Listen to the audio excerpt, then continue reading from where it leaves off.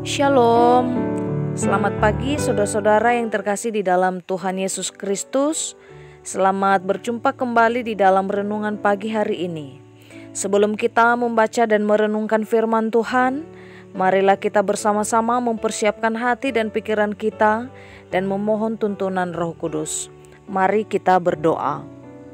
Selamat pagi Bapa di sorga, Allah yang maha pengasih dan maha baik. Terima kasih untuk penjagaan-Mu semalaman, sehingga kami bisa tidur dengan nyenyak. Terima kasih untuk pagi yang indah yang Kau sediakan untuk kami. Saat ini kami mau mendengarkan firman-Mu yang menjadi sumber kekuatan di dalam kehidupan kami. Amin. Saudara-saudara yang dikasihi Tuhan, renungan firman Tuhan pada pagi hari ini terambil dari Surat Roma pasal 12 ayat 1 sampai 2. Saya akan membacakannya untuk kita.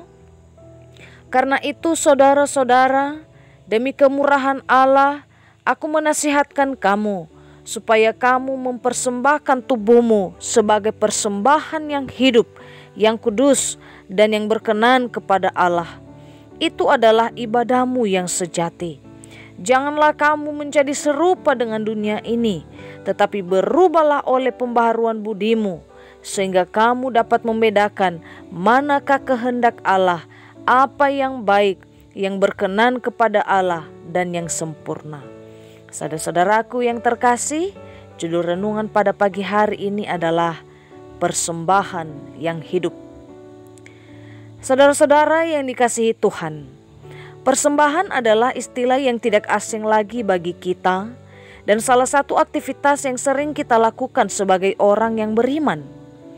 Mungkin karena sudah terlalu sering kita dengar dan kita lakukan, bisa saja mencoba kita kepada sebuah rutinitas dan kehilangan makna yang sesungguhnya. Banyak orang memahami ibadah dalam arti menghadiri kebaktian di gereja, berdoa, menyanyikan pujian dan memberikan uang persembahan. Namun Paulus mengatakan bahwa ibadah yang sejati tidak dapat dipisahkan dari konsep mempersembahkan diri sepenuhnya kepada Tuhan sebagai persembahan yang hidup di hadapan Allah. Di dalam firman Tuhan yang kita baca pada pagi hari ini, menuntun kita kepada persembahan yang benar di hadapan Tuhan. Yang pertama adalah motivasi dalam memberikan persembahan.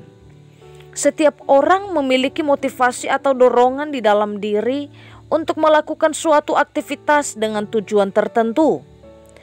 Jika motivasi memberikan persembahan supaya mendapatkan pemberian yang lebih banyak lagi, maka persembahan itu bukan lagi menjadi persembahan, tetapi menjadi alat penyogokan. Jika memberi persembahan hanya untuk diperhatikan oleh orang, dianggap sebagai orang saleh, maka itu bukan persembahan yang benar. Paulus menyatakan motivasi yang benar memberikan persembahan adalah demi kemurahan Allah. Artinya kita memberi persembahan karena Tuhan telah memberikan kemurahannya kepada kita.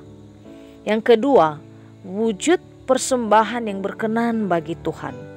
Persembahan yang berkenan bagi Tuhan bukan ibadah tanpa roh, bukan materi tanpa hati, bukan tubuh tanpa jiwa. Tetapi yang Tuhan mau adalah tubuh sebagai persembahan yang hidup, tubuh yang tidak tergoda oleh kata dan perbuatan yang tercela, tetapi tubuh tempat bersemayam roh Tuhan yang terus berpikir, bertindak, dan berbicara dalam kebenaran dan kekudusan.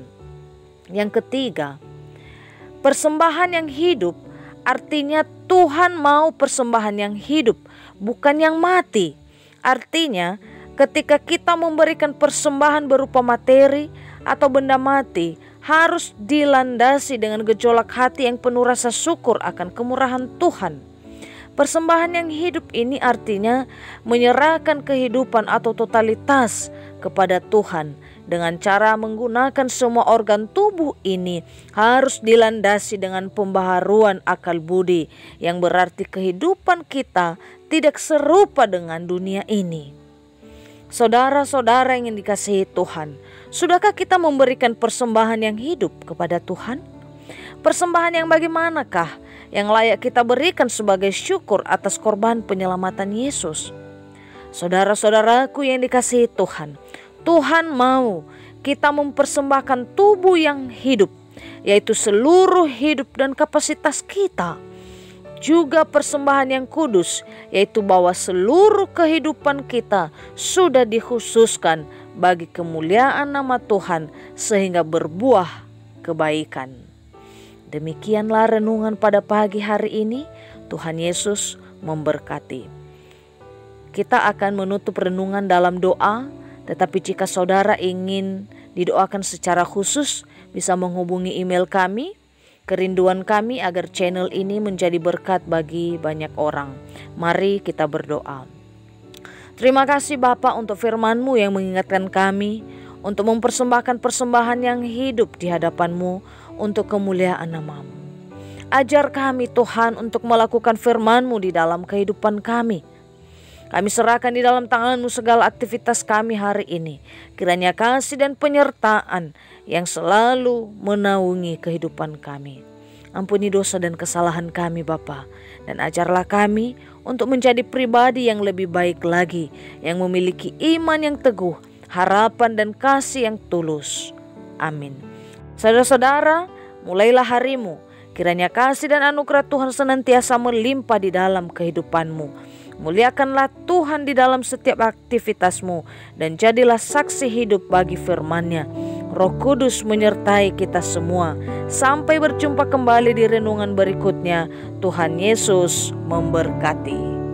Amin.